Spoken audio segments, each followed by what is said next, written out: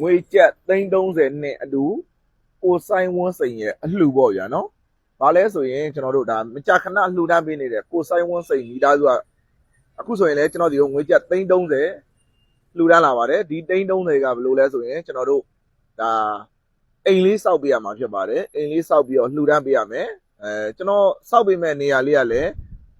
မြေပိုင်းနေရာပိုင်းလေးမဟုတ်တော့ကြတော့အတက်နိုင်ဆုံးလေးပဲ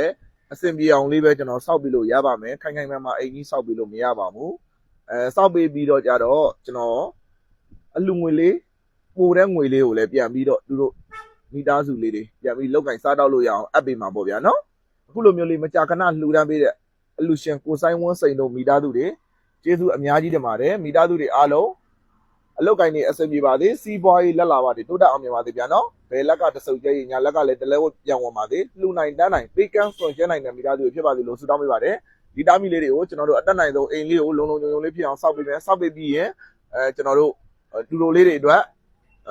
ကျွန်တော်တို့ငွေသားပိုတဲ့ငွေသားလေးရပြီးရင်ကျွန်တော်တို့တခြားစဉ်းစားထားတာလေးရောထည့်ပြီးတော့လှူဒန်းပေးပါမယ်လိုအပ်တဲ့ဥစ္စာလေးတွေထည့်ပြီးတော့လှူဒန်းပေးပါမယ်လို့နော်အခုလိုမျိုးလေးလှူဒန်းပေးတဲ့ကိုဆိုင်ဝန်းစိန်မိသားစုတွေကျေးဇူးတင်ပါတယ်ဘယ်နေရာလေးကိုလှူဒန်းပေးရလဲဆိုရင်ပြီးရင်ကျွန်တော်ပြန်ပြီးတော့ဖိုင်လေးတင်ပေးပါမယ်ဗျာနော်အခုလိုမျိုးလေးမကြာခဏလှူဒန်းပေးတဲ့ကိုဆိုင်ဝန်းစိန်မိသားစု